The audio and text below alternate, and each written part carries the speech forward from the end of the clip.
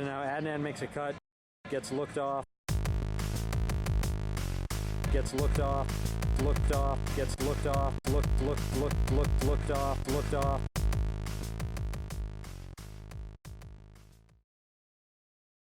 Oh, we're gonna say a lot. This is all going in the podcast. Yeah, this is great. You're gonna say a lot, Libby. So I started the podcast. Now we're doing a podcast. All right, it's a special edition, very special episode, Mailbag of the Lookoff. As always, I'm here with Libby Lehman. I'm here. And Joe Mama. Good to be back. Is for it Joe? Week. Is it Joe? It is. Hey, we're not at Groundhogs anymore. We can have some time to ourselves. Yeah, it's not midnight. There's not people attacking us. It's good. Attacking. But at the same time, we are losing out on our Ashtabula County sponsor, That's true. Also, we had another sponsor drop. I won't say the name on air, but we wish you the best in all your future career endeavors. We're sorry to hear you got fired. You'll know who. You'll know. Hit us up sometime if you want to be a guest. So this episode is going to be a mailbag. We've been talking about it for a couple weeks. We've had several questions come in from folks, and we're just going to get right into it and start asking the questions. Do we have an order? Let's start with this one. This from Amir. Not fake a real name. Yeah, fake name. What are some experimental defenses or offenses we have seen, and how well have they worked? I would say, again, basically everything that Seattle Mixtape / hashtag Marg Club or whatever they're calling themselves this week has been pretty experimental, and it hasn't worked very well. You could say the same thing about Jamon Picante. I think there's actually been way less this year, I feel Fewer. like, than in previous years.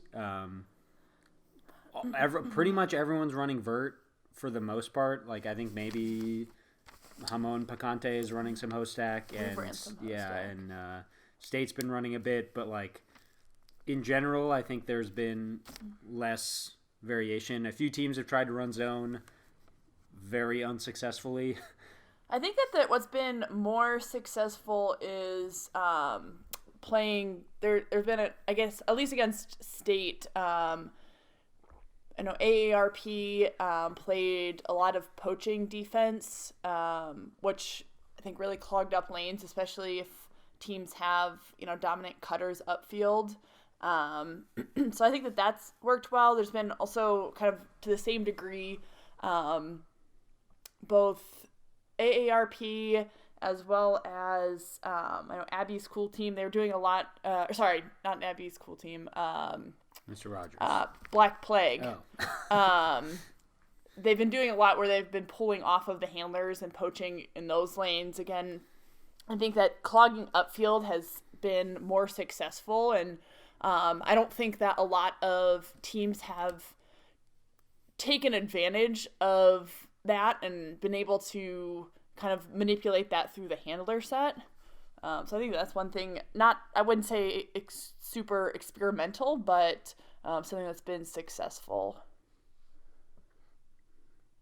Yeah, I think those are all good ones. I think it's a good observation that there has been a lot more poaching and like brackety switching kind of stuff going on than I think in previous years. I think maybe with this year being a little bit deeper than in some previous years, maybe there's just more people who have experience playing that kind of style. And I think playing together as well. If you have two or more smokestack people on each team, they're able to kind of fall into a help defense really easily because they're used to that. I know that we've had that with Gergat and Dunbar on our team, and I think some other teams as well have been able to take advantage of the chemistry kind of going into the league. Yeah, we had it with me and Cole that one point coming out of a timeout where he just stood on the break side and didn't guard anyone, and then we got scored on. Great chemistry. Yeah, we got that. That's pretty much what our smokestack O-line defense was like. So old habits die hard, Joe. yeah. All right, what are the best reasons that you've heard to not attend the league this year? Who is this question from? Timmy. Timmy. Of course. I don't know that. Well, none of us are captains, Yeah. so we haven't really gotten. And I don't haven't know seen the any reasons. excuses. Yeah. We could make some up though. I know whenever I was captaining at Case, there was a player who said she couldn't make it to practice because she had a pet bunny that needed attention. Oddly enough, I had a person who played for a club team that I was captaining that said the same thing. Weird coincidence. Yeah. Wow, what are the odds?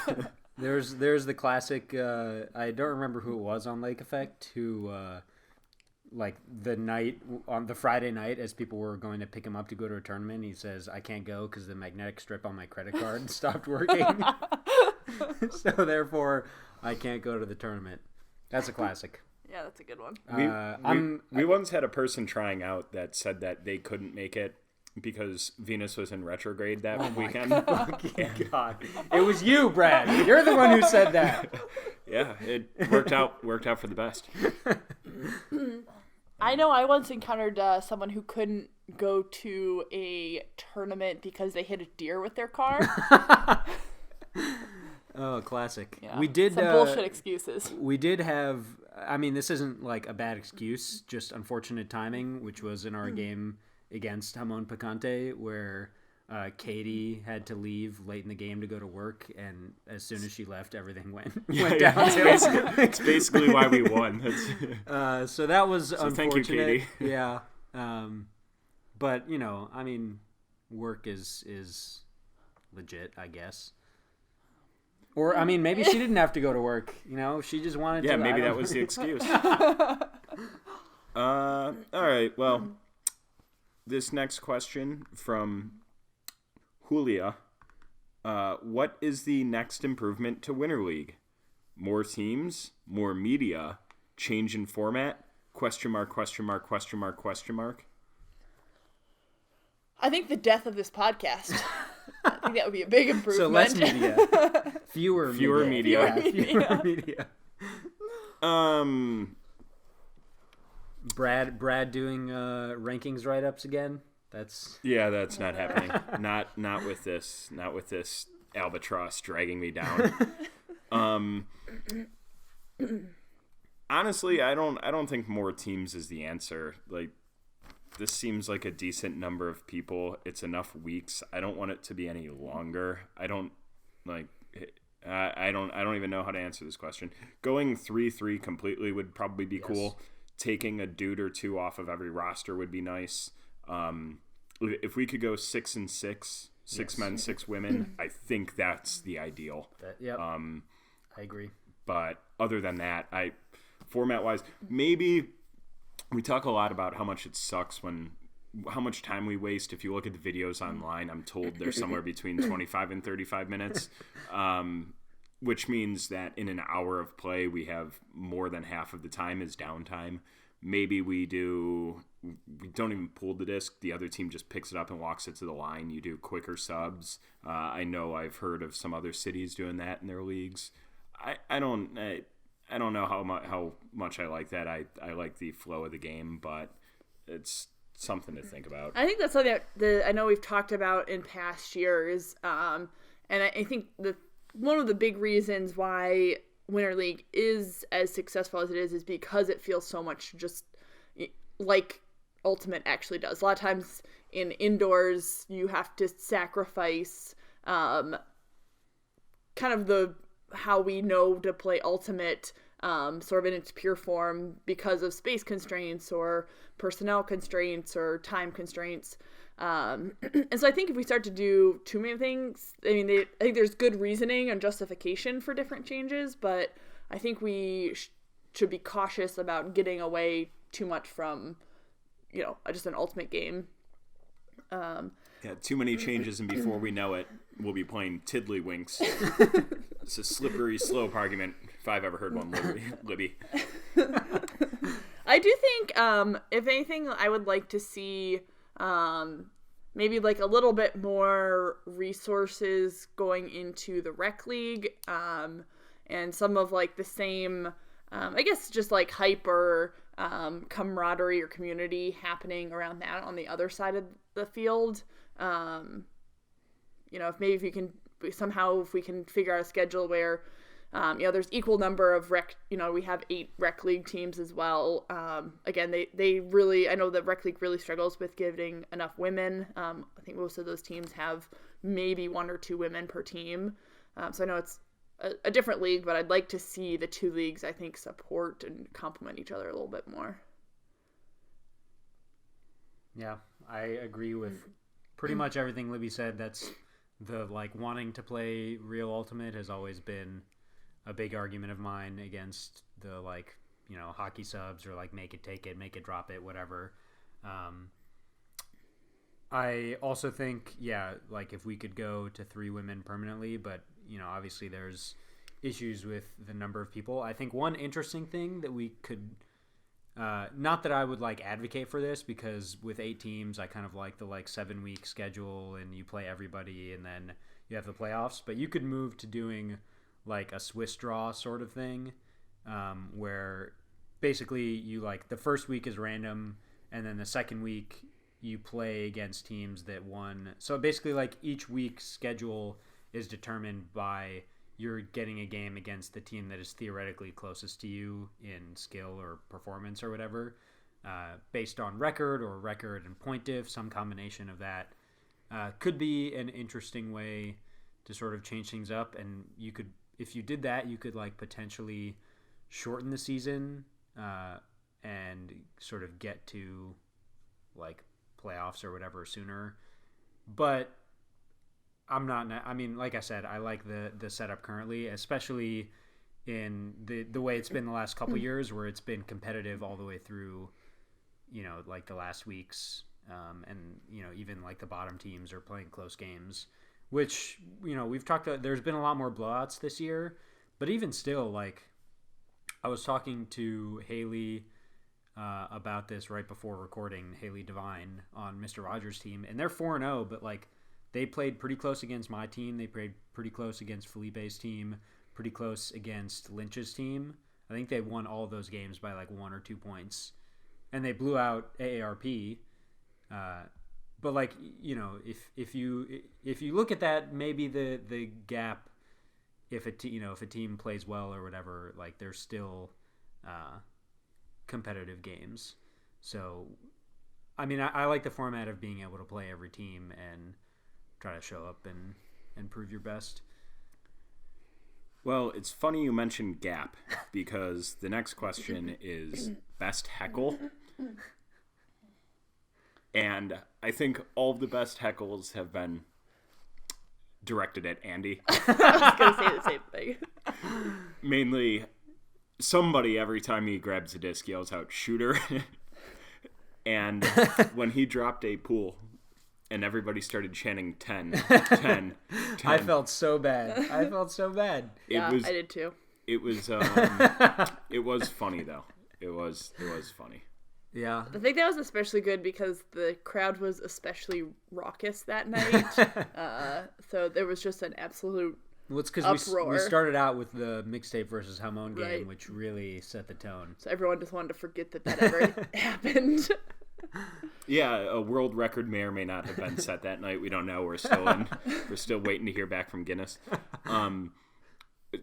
While we're on the subject of drop pools, though, Amir's at Groundhogs. I know we brought it up on the podcast last week, but that was one of the funnier ones I've ever seen. He jumps up to try and catch it, and it hits him right in the throat. But anyway, have there been any other notable heckles? I don't know that I've heard any. Yeah, I don't know either. I yell so much stuff that I can't keep track of what I'm. I think what I'm saying. not necessarily a heckle, but Lucia has morphed Jackie's nickname into Texas Toast. So I think that was a pretty good. Texas Toast is pretty good. If she ever comes back from vacation and is super sunburned, that'll be especially good. All right. Next question. Is league suffering because of the lack of alcoholism and additional babies compared to last year? Additional babies, definitely yes. Lack of alcoholism, I mean... Also, yes. I'm not trying to... When Cole said that he was going to not drink for all of 2020, I was naive enough to believe him. But he's been doing better. And, Fiona, I think, has been helping out there, or at least she wouldn't let him stay and drink after last week because he was sick. But, I'm not trying to encourage alcoholism here. All I do is post the video of people occasionally shotgunning. Dipping a ham sandwich into an open beer and then eating it, yeah. But, I mean... just normal stuff. I was gonna say I didn't take the video, but I did also take the video, so I guess maybe I am guilty here. Okay, big question here. If you could have any pickup, who would it be? Libby, who would it be? Do they have to be a current Cleveland player? If you could have any pickup, who would it be? We're not putting any restraints on my it. team. If Not you could for have me. Okay. any pickup, who would it be? All right, Noel. Noel. Yeah. Noel. Wow, Interesting. that is an interesting answer. Joe? I think LeBron James probably. Good answer. Good answer. But yeah, Noel would be okay. Yeah, I guess. fine. Yeah, I was going to say Jack Burton as portrayed by Kurt Russell in the classic hit movie Big Trouble in Little China, but to each their own. Yeah, we could answer the age-old question of how long it would take for LeBron to completely dominate. How long would it take him to tie his cleats? Yeah, that'd be fun. I could throw up some real bullshit to LeBron, I bet. All right, the best 6-person Winter League team ever, no repeats, using Neo players, I assume. It says plays. I'm reading this as is. I also assume that just Best means using- Northeast Ohio. Best using anyone. No, not Neo. I think it meant Neo, the club team, Okay, this summer. so that's mixtape because that. Yeah. I think we have like 4 Neo players. Okay, so best 6-person Winter League team ever, no repeats, using Northeast Ohio players. Best using anyone. Not a full thought, but. So those are 2 separate questions, I think. Oh, okay. Best using anyone. Yeah, that makes sense. That one's gonna be. I don't know. If I could just let's think of not 6 even people. let's not even worry about that one. If you could build a team of 6 Northeast Ohio players of any time, who would it be? Are we taking people in their prime or right now? I think we pick in their prime. Okay. Give me Stitch. Oh, I was gonna say Stitch too. Sophie. Let's see who else. Probably. I mean, Timmy, right? Timmy's got to be one of them, right? Didn't he win like 8 years in a row? He did. Yeah, He won I a guess lot. that's true. He's probably the winningest Winter League player. But the league was different back then. Hand checking was still legal. Yeah, you couldn't run a zone. Yeah, zones were illegal. I might take Mast in there as well. So that brings me up to 3. Yeah, 3. Only 3 more. John, I guess I should clarify John. I'm talking about John Mast. And then maybe... All right, I'm gonna rattle off my last 3 as I'll take Tarek, Libby, Iris. Oh. I think that's gives me a pretty good mix. We got like Prime Stitch plus Tarek plus Iris downfield. We got Mast, Libby, and I forget who my 6th person even was. Oh, Sophie. All right, so Stitch is handling, which is also fine. And then we got Sophie, Iris, Tarek down. I mean, what are you gonna do? Who's gonna guard them, other than a version of themselves? Also, I need Danny on the sideline to puppeteer Tarek and tell him what to do. Danny is coach of the year. Danny. That's my 6. I think my roster would look something pretty similar to the 2011 team Hucking Amazing. You can look up the videos online. All right. It includes Gush in his prime. Oh, Gush in his and prime. Naveed. And okay. Potentially it's the worst Winter League team ever to have existed. Yeah, I was going to say my team would be Tropic Thunder, which had a young me, a young Sparky. I had Kumi, right? Kumi, Jess Mast, Diesel, Brian McCarthy, Donnie Light, and some various others. But this was 7 years ago or so none of us were very good. But I would want those versions of us. I would want us to run it back like that, to relive our youth just once. Just feel what it's like to be 23 again. All right, I'm moving on to another email. Here's a good one. This question brought to us by Kate. How is Brad? Libby, you want to field that one? I'd say he's been better. I'd agree with that. All right, next email. This is from Joseph Smith. I think there is occasionally confusion of what happens when the disc hits a wire. To simply the process, I'm going to read this as written. To simply the process, I propose that if the disc hits a wire, the thrower rolls a die and consults the table below for the outcome. They can use any die they have on their person, but only once per occurrence. If they roll a 1, the wire is treated as out of bounds. It's a turnover. If they roll a 2, there's no effect. The disc is still live. If you roll a 3, proceed as if there was an uncontested foul on the throw. If you roll a 4, pull the fire alarm. Everyone evacuate the building, and play does not resume until the fire marshal confirms the building is safe. The clock does not stop. This is a great option for killing the clock. And then you restart the point that was in progress, which I think restart. means repull. What if you hit the wire on the pole? Well, I guess you roll again. Yeah, I think the marshal would probably shut that one down pretty quick. That's only going to work for one game at night. Yeah. I think one game all league. Yeah, all league. If you roll a 5, add 2 minutes to the clock. The team that threw the disc into the wire gets possession at their brick. Yes, even on a pool.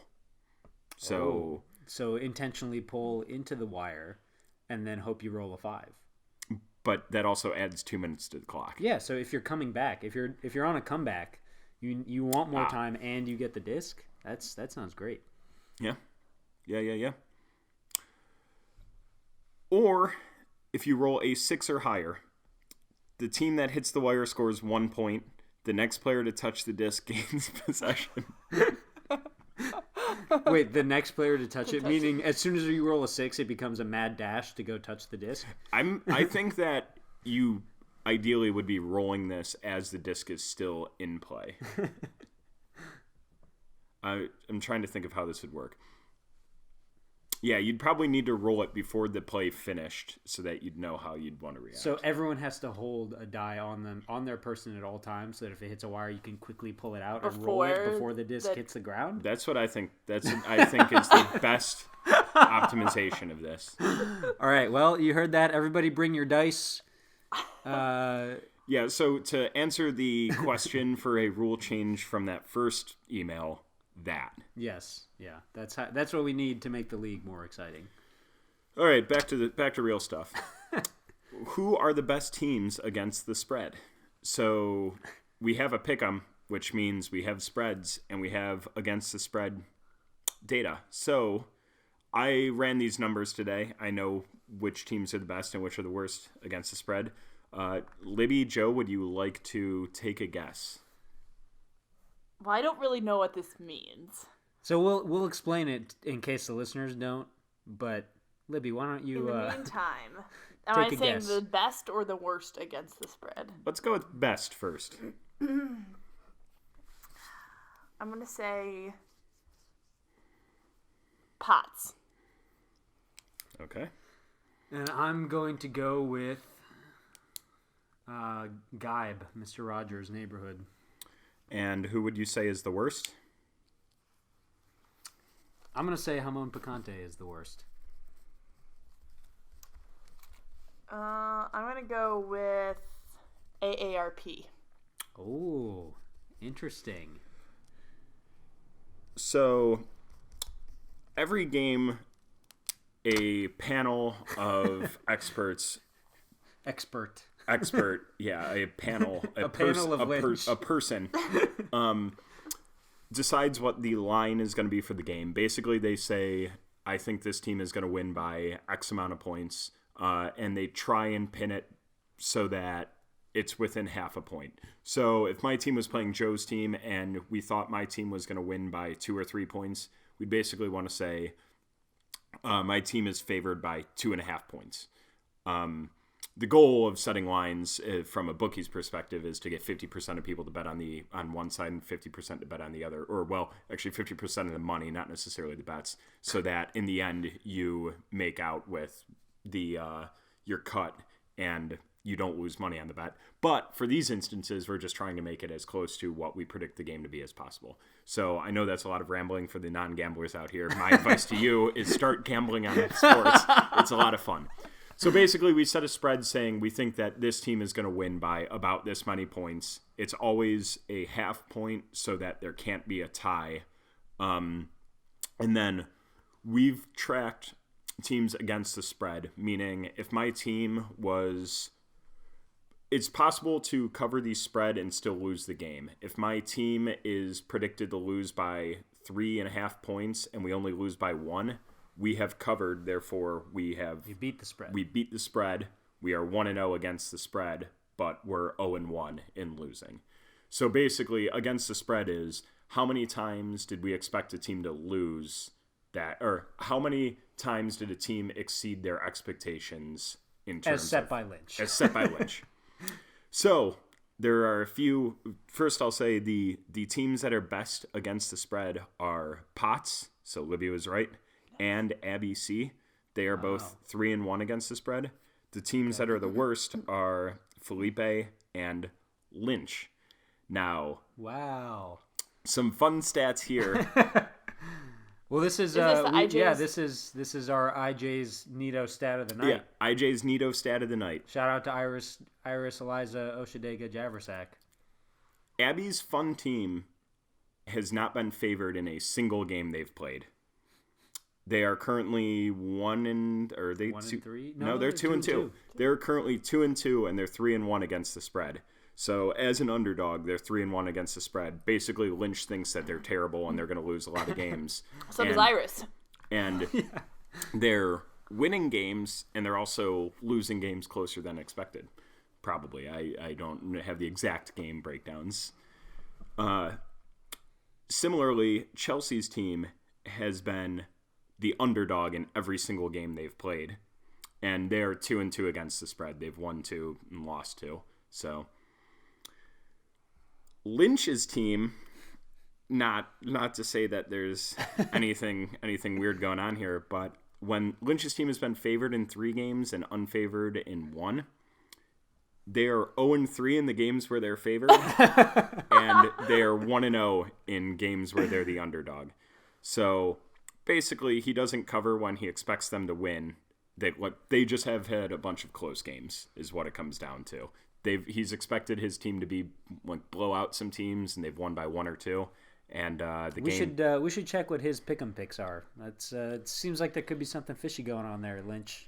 Yeah, maybe. And Potts' team, as the when favored, they are 3-0 against the spread. Basically, what's happened is when we think that Potts' team is going to win, they crush. Or I guess when we think they're going to lose, they play it close, except for that one game where they were the underdog. You're right. They lost their one game handedly that we expected them to lose, and they've won every other one by more than we. And I keep saying we and just meaning Lynch expected them to. So there you have it. Fun against the spread stuff. Oh, every other team is 2-2. So we had we had 2 teams that are 3-1 against the spread, 2 teams that are 1-3, and the rest are 2-2 against the spread. So Lynch is setting pretty good lines, I guess. Maybe.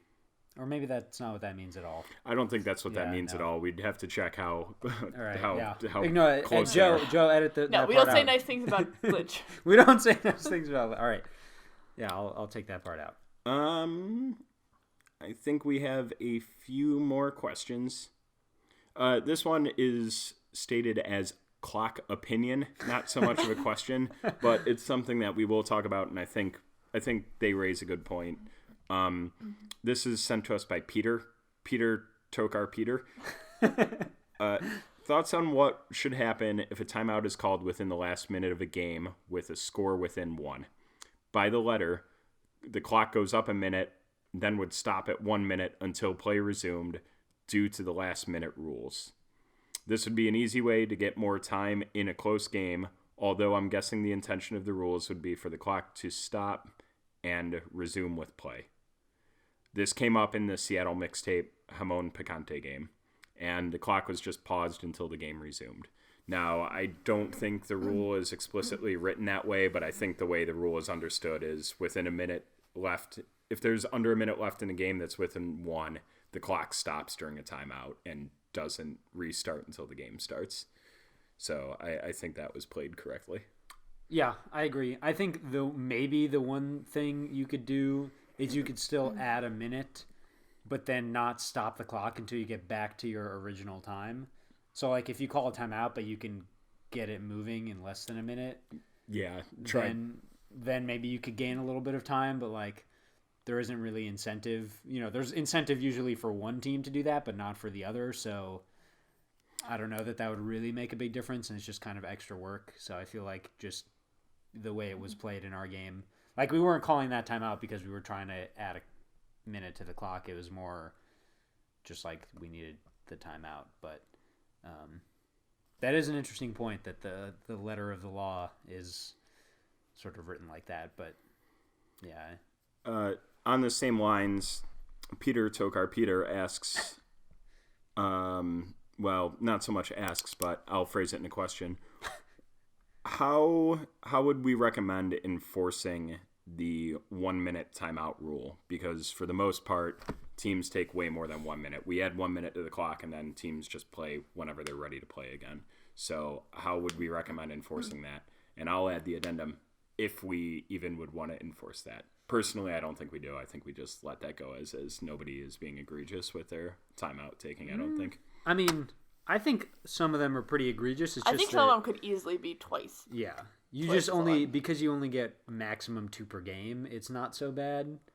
Yeah. Or, like, doesn't seem as bad, but... I mean, I think it's something that it should just be enforced by the teams. I mean, if neither team really cares, which they haven't, then okay. But I think if, one team, like Joe, like you said, that often it will probably favor, one team, whatever team is up, they would want to burn more time.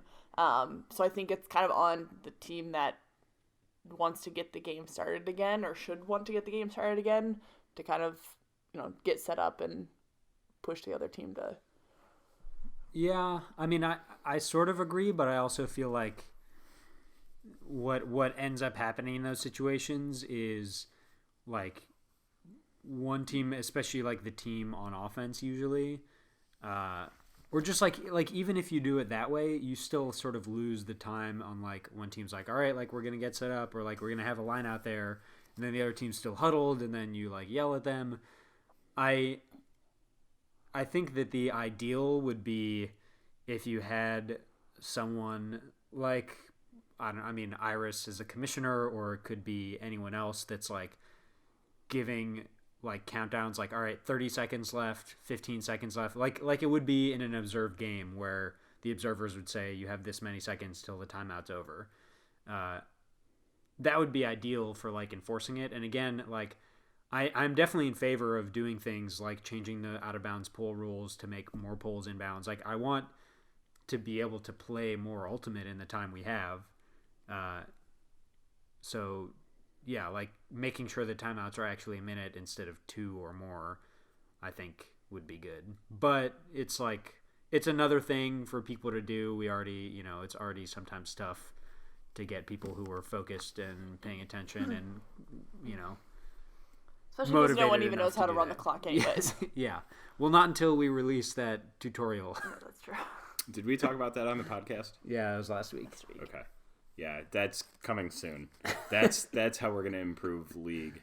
Whoever asked that question before. Teach people how to run the scoreboard. All right, that's it for the mailbag questions that we've deemed worthy of reading. Thank you to the others of you for inquiring about all sorts of things in our personal lives that we're not going to get into. We appreciate the interest, but frankly, mind your own business. Coming up this week, we have an amazing set of games. Game 1, AARP at #MARGCLUB. Oh, our team name has changed. Officially on the website. I didn't know that. It is official. I didn't know that. How do you feel about it? How do you feel to be wearing a different jersey this week? Well, I won't be at the game, so I will be wearing a different jersey probably. Yeah, well, I think ARP's had a rough couple of weeks with missing people and injuries. So we'll see if, Eric can play a game without pulling his hamstring again. They will be missing a lot of their women. They'll be missing all of their almost. Swag and Andrea. And Leisha. Well, Leisha's, hurt. So still missing. Still missing, I guess. I mean, maybe she'll go. I don't know. She's not traveling to this tournament with us. So, I mean, potentially, this is one of those games I feel like that we always talk about where it's like the people missing almost, define the league sometimes. We're missing myself and also Sophia. And so potentially, who gets picked up on either team could have an impact. But, I mean, definitely, I think a chance for AARP to sort of regain some momentum against a team in Marg Club that has been struggling. Joe, question. If your team got their first win this week without you there, do I quit the league? Do you quit the league? Do we see you at another game? That is a good question. And just came in on the mailbag. I mean, there's a chance that I just accept that I am the curse and I take one for the team and stop going. If it's got to be, it's got to be. I want the team to be successful. I'm willing to make that sacrifice if that's what it's going to take. What a team player. Libby, how do you feel about this game? Indifferent. All right. Who do you think is going to win? I think that AARP will probably win. Whose team is that? Eric's? On Valentine's Day of all nights. Yeah, I think that he's planning on playing again. I'm not sure what Pinecone's thinking about doing. I do know that he's a little bit worried with who, I'm not sure who all they're going to pick up. So I think that Lexi's going to have a pretty heavy lift. Though, honestly, it's having her on for most or all of the points is good for them. But yeah, I think. Sorry, I don't have any faith without Joe. Or even with with me. I have not necessarily been the the difference maker to get us over the hump. Game 2, we have the Black Plague versus Jamon Picante. Exciting game. Libby, who do you think is going to get this one? I think Potts. I think they have a lot of momentum right now. They will also be missing Maddie. They will, yeah. Which will certainly And hurt for Kippy. them. And Kippy. Yeah. So depending on what kind of pickups they can get a hold of. But yeah, like I said, I think that they have a lot of momentum. I think they're kind of have their offense a little bit more figured out. Yeah. Is Potts okay? That I don't know. I don't think that he played at Groundhogs. I have no idea. Well, I'm gonna go ahead and believe in my team. We figured it out last week. I feel like Rooster's team is like that. I believe it's a Dane Cook movie where everyone he dates then goes on to find the love of their life. I feel like Rooster might be that for League, where you play them and then you kind of get your groove back and you go on to do great things. So I'm predicting my team to go 5-0 in our next 5 games. Just win out. I am also going to take Picante, Jamon Picante. I think, a little. All right, we're out. We're done. a little momentum never hurt, and I think missing Maddie and Kippy is going to be pretty big. And I think Jamon Picante has, I think one of their biggest struggles has been, they've been in a lot of turnover heavy games, which Black Plague has also thrown a lot of turnovers. And so I think it's going to be one of those games where they'll get plenty of chances just by the way that Black Plague has been playing so far this season. And I think without Maddie and Kippy, I mean, again, pickups are going to be a big difference. And Lucia will be missing for Jamon Picante as well, along with Kaylee, I believe, is on that team as well. I guess I can pull it up. Maybe. Kaylee is on the team. Sorry, I zoned out for a second there. Assuming we're talking about the same Kaylee. Yes. Well, there's only one Kaylee. Okay. Yeah. So, but I still think I think this is going to be a big week for Jamon Picante. I'm picking them to win. Woo!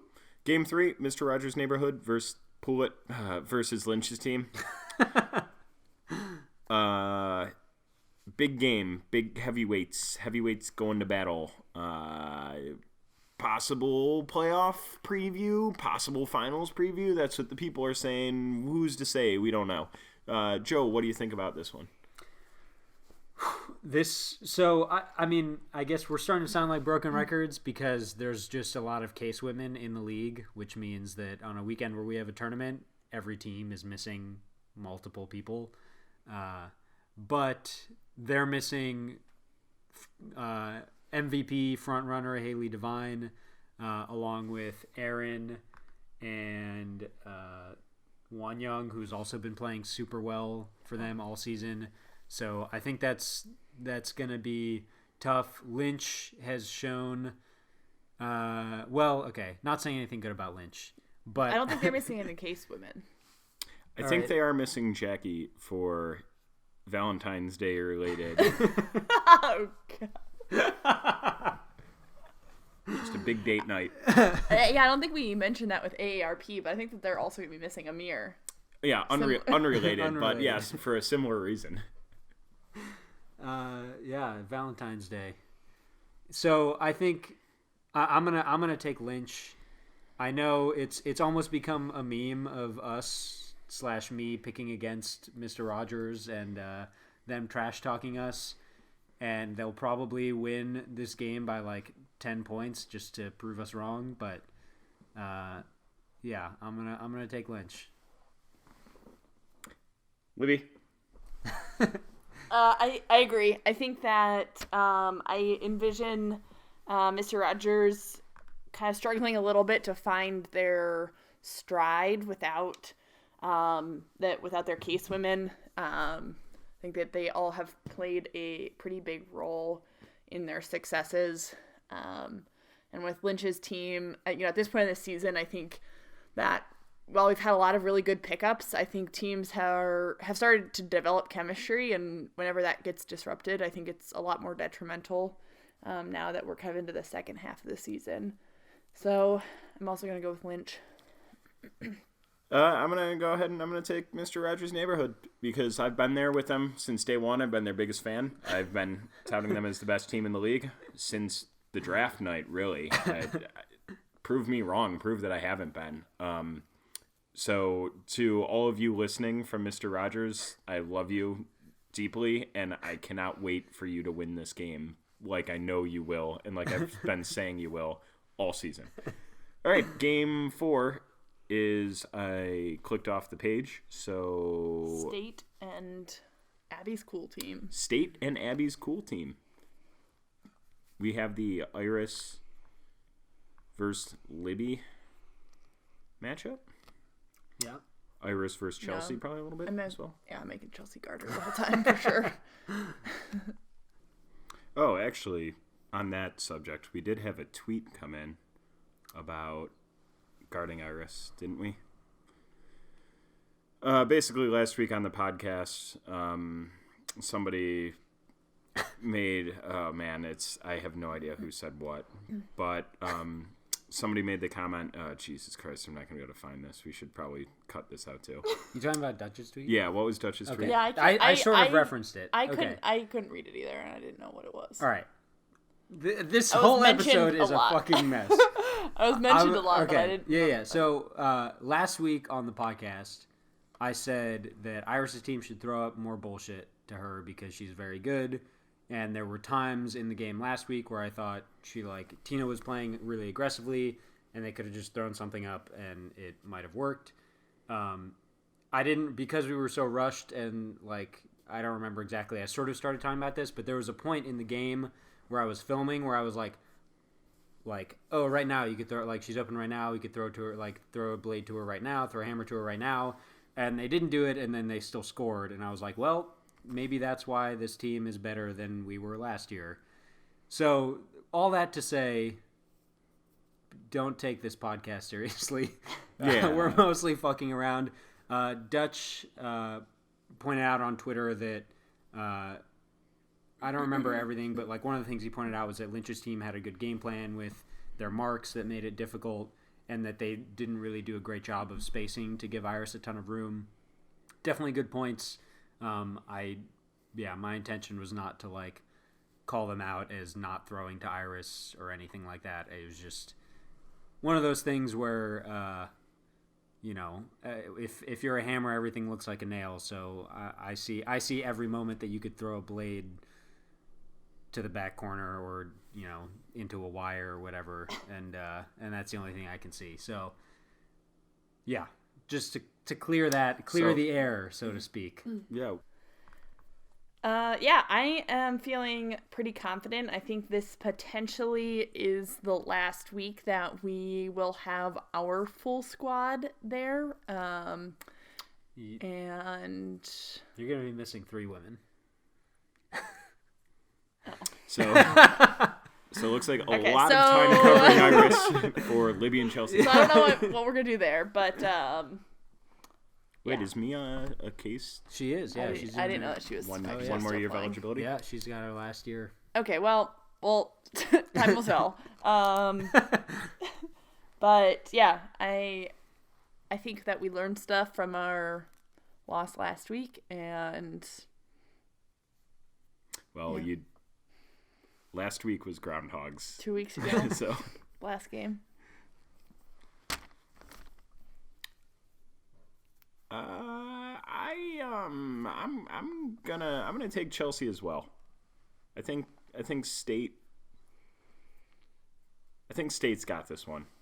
I just feel it. I feel it in my heart. On Valentine's Day again, I feel like I'm going to keep coming back to this. Valentine's Day, Neptune is into the 30th degree in the night sky off the Tropic of Cancer, which is a good sign. Ohio is for lovers. I went to Ohio State, which is where State gets its namesake from. I can't bet against them. Okay, but I can because I didn't go to State, and I'm going to. I'm going to take Abby's cool team.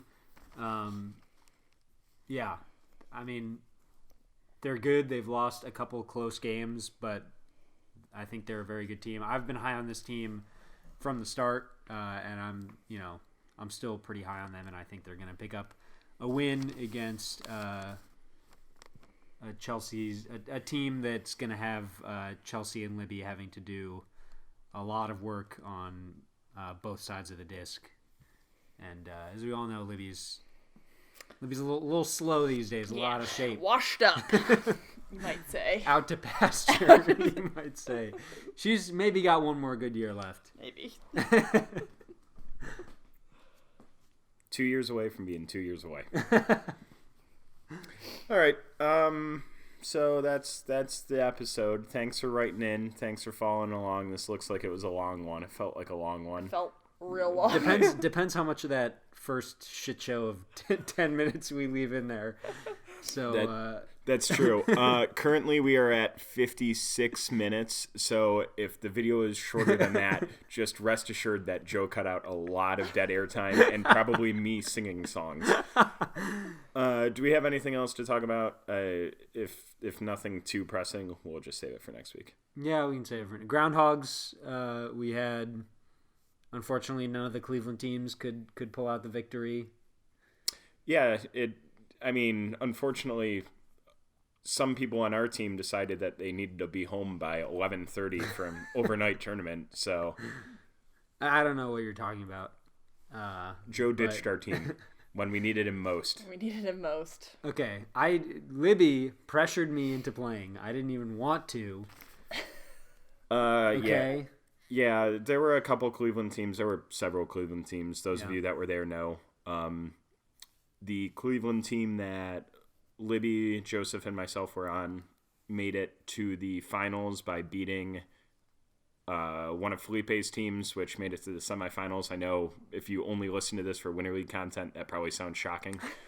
But no, that game was super fun. We went to Universe Point in the semis. It was a great time. And then we lost on Universe to a team out of Pittsburgh. It was fun having, I think, there was a couple other, a good Columbus team, the other Cleveland team that we did not get to play. I think there was a lot of good teams there. So it was cool kind of having, I think, a little bit less disparity than the last couple years. And then some of the other teams, I know Akron had a team, Kent had a team. They were great as well. All right. It was great. Everything was great. Wrap it up. Yeah. Damn Gravity on 3. Yeah, 1, 2, 3. Damn Gravity.